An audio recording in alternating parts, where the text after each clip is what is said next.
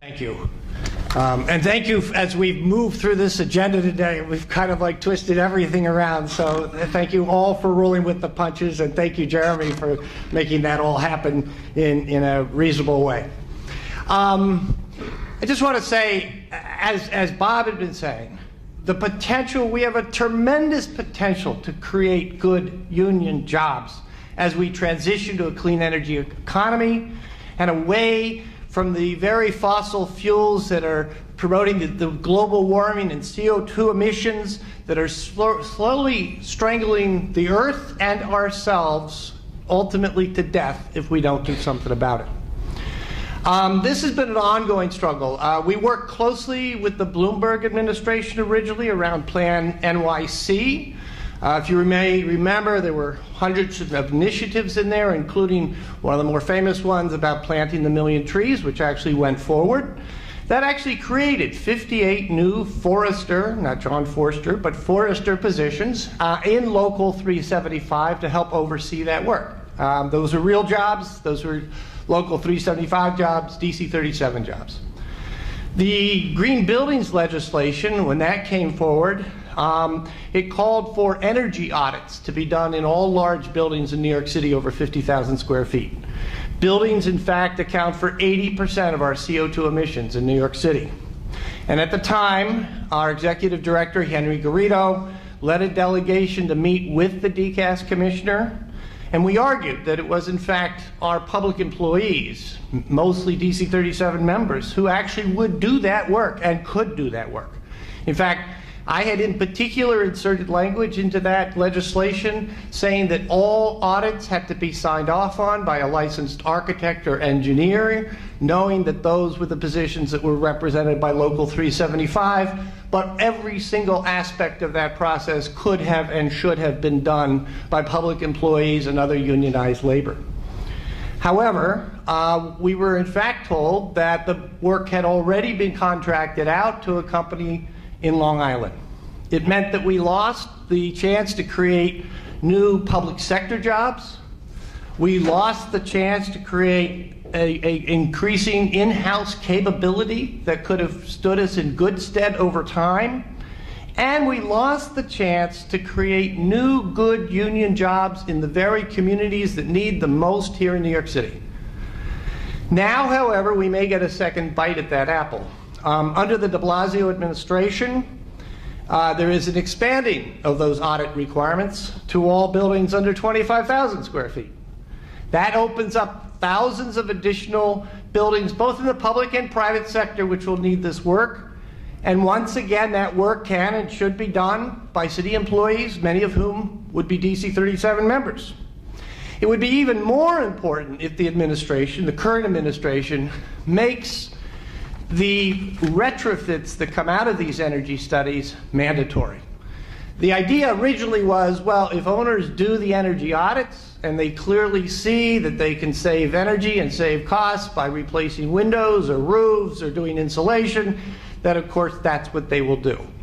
But in fact, that did not happen. And in fact, for the most part, owners have not stepped forward to do those kinds of system repairs. But if this administration was to make those retrofits mandatory, it would then truly address the 80% CO2 emissions that are coming out of the buildings. And it would again create a potential to create thousands of good public and private sector union jobs in terms of doing that work. These jobs for us at DC 37 would include things like architectural design review, construction supervision, enforcement, permitting, maintenance, and operation. However, we as unions, to make that happen, we have to be involved in these policy decisions and in these debates. We have to push the administration to make these retrofits mandatory. We have to advocate that these jobs should be done by private and public sector union workers, and that city workers are absolutely vital in reviewing, tracking, and enforcing the work, but also that the new hires are done in the communities that need the jobs the most here in New York. As the saying goes, if we as unions are not at the table, then we're probably on the menu. And that is an issue we've got to be there time and time again. Now, we actually have another huge opportunity to change city policy as well. Recently, the de Blasio administration committed to creating 100 megawatts of solar energy by 2025 by placing solar energy systems on public buildings. It's a very good, very important initiative. To give you a perspective, the city of New York uses approximately 1,000 megawatts per hour of energy, and that's the government. And the city, the entire city, uses approximately 10,000 megawatts of energy per hour. We're talking about 100. Not nothing, not everything, but not nothing. The current solar contract calls for putting these solar systems on 88 public buildings, 66 of which are public schools, which is great. The contract currently is held by Tangent Energy Solutions. The problem is that the financing model that is being used is called, and Sean referred to this, is called a PPA, or a power purchase agreement. And it represents the complete privatization of this process. It means that the private contractor will design the system, will build the system, will maintain the system, and will own the system for 20 years. Owning private systems on top of public school buildings, great idea. It means that there are no requirements to hire union labor. It means that there's very limited public review or oversight, and no requirements to hire locally. Moreover, the city is guaranteeing in this contract a payment, an increasing payment, for every kilowatt of energy that is produced. And so what we end up with is a system whereby the contractor has a guaranteed profit rate based on the number of solar panels that they would install. But the city, meanwhile, carries the liability that if this company, for instance, goes bankrupt, as did its predecessor, Sun Edison, then the city is caught holding the bag. It is an absolutely awful model. But municipalities have liked it because it requires no upfront money from them and very little participation. But it also has no labor requirements, little oversight, no local hiring, and, as Sean pointed out, almost all of the energy cost savings will in fact go to the contractor, not to the city, which become very substantial over time. Traditionally, the city would float bonds to raise the required capital. The city would then set the terms of who would do the work. They could use city employees to review the design, the construction supervision, the enforcement, the maintenance operation. They could mandate local hiring. They would use the IBEW and other unions' apprentice programs to bring people in. We could use this very civil service titles that we have here at DC 37 to bring people in to do this work. Again, in our communities, in our low-income communities, in our communities of color that most need these jobs. And the city would end up owning the system in the end and not having a privately owned system on top of a public building.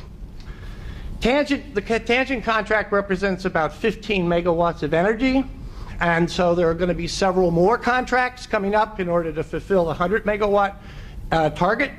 So now is the time to get the administration to change how it will fund and build these systems. If we get the city to fund the projects and define the terms of the projects and how they will be designed, constructed, and maintained.